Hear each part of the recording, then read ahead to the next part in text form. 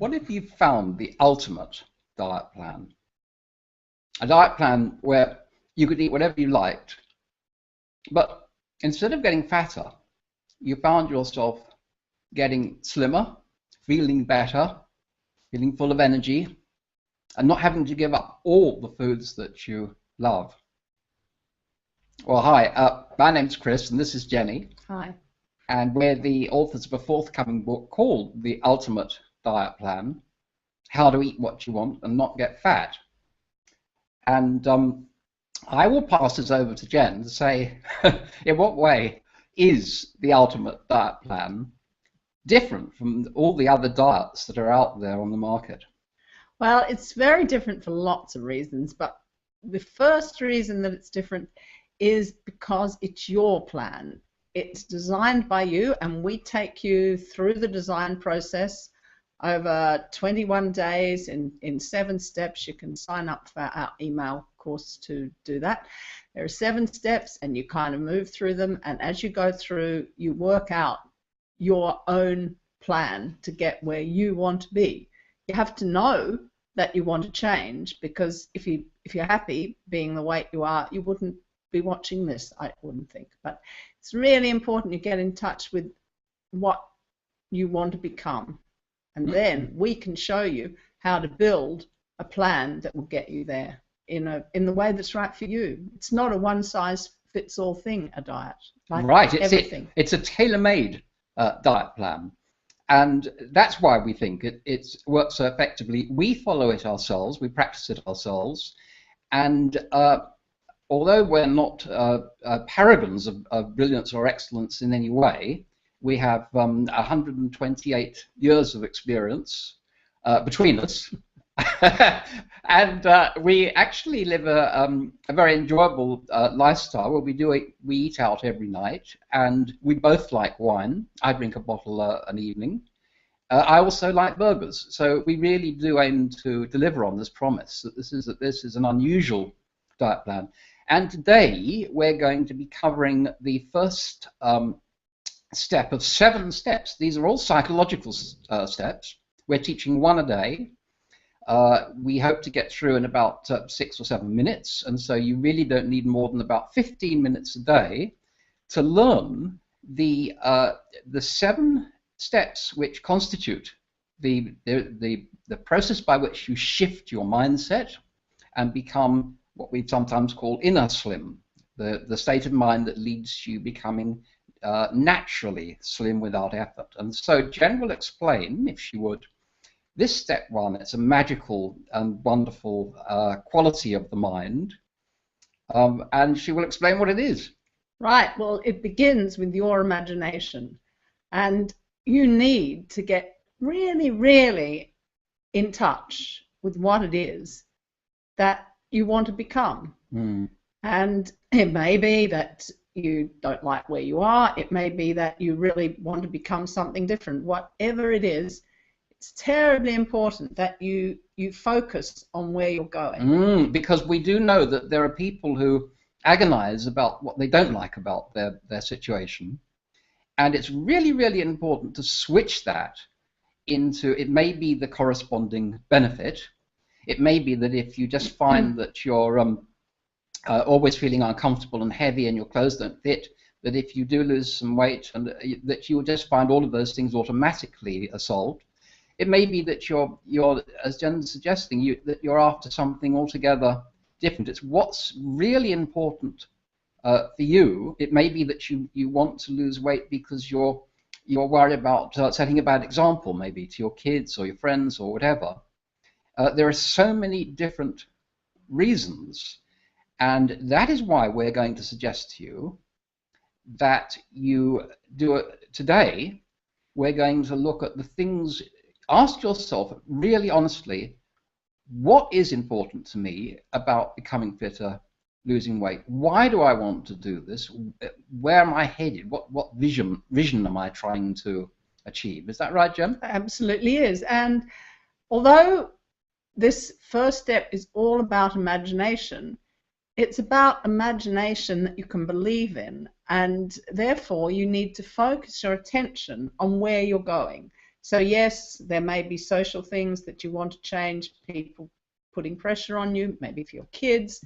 It may be a health thing. It may just be you want to look differently, fit some clothes you've got in your wardrobe.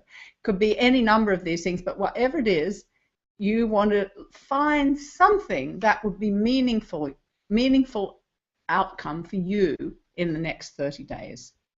And a good way to do this, for example, if you go to Pinterest, you can see any number of what you might call vision boards that are put together by people here. It's very, very easy site to use because it lets you basically make a number of different accounts if you want to. We're looking here at something we put up very quickly. So you see the daily diet plan there, and this board, Natural Nibbles, and with just some inspirational sayings. Skip the diet, just eat healthy. What you eat in private, you wear in public. Oh, and another one here, the less you eat sweets, the less you crave them. Various things like that. What do you find inspiring, Jen? What kinds of images have you used? I've used a lot of images throughout my life. Well, not a lot, but a few scattered throughout my life to get to places that seemed to be important to me and didn't always know where I was really going, but I would often have one thing that I represented, sometimes in words, sometimes it was a picture or an actual physical object.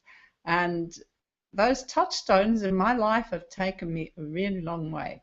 So we're suggesting that today the exercise is to find your touchstone, and the touchstone is the object or picture or quote that really, really, really focuses your mind on what's important to you. It's, in a way, it's the how would you describe the touchstone, Jen? I would describe it as something that connects with you emotionally, visually, and really connects you with your intention much more quickly more than words can do. It's more than words. It's more than a picture, but it uses all your senses somehow to bring into your awareness with terrific focus your intention, because we forget about what we intended. You know, we say, oh, today I'm going to do this, tomorrow, blah, blah, and you end up with a long list. And to be honest, probably we're lucky if we do 80% of them. You know, if you have a job, you get to work, so on.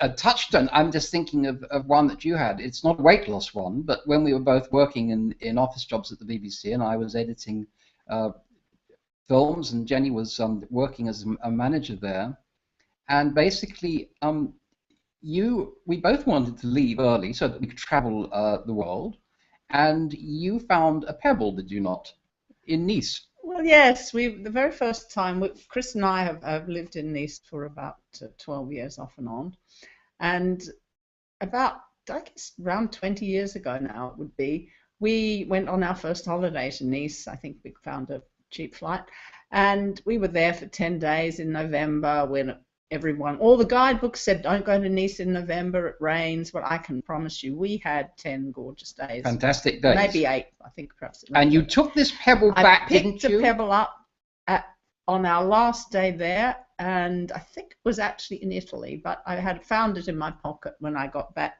to London, and it was in my coat pocket. I went to work the next day, and I took the pebble out, and I put it on my desk at work, and I said to the person sitting next to me, you know, I think I could live in Nice, you know, and she said, yes, I could, and you know, we talked about it, and then it was many, many years later, maybe 5, I guess, that we actually did get to live in Nice, and we've been there off and on ever since. So we're suggesting that today that you will be very surprised if you actually look for your touchstone today. You will definitely find something, and it is extraordinary how often the image that you use and carry with you and that means something a lot to you does actually manifest in your life in the way that you wanted it to. And that's why vision boards are very, very powerful, because we connect holistically much better to an image and its context than we do to thoughts in our overly intellectualized brains. Absolutely. So have a look at Pinterest. Look around today for your Touchtone. Try to get it, and tune in, please, tomorrow, and we will be covering step 2, which is changing the way you think and feel about food. I think you'll find it an interesting angle. It does not involve, as we say, actually giving up anything at all. It doesn't involve giving up anything, but it does involve choice, because every day, every second, you create your life through the choices you make. And so tomorrow we'll be talking more about that. Thanks for listening. Goodbye. Bye.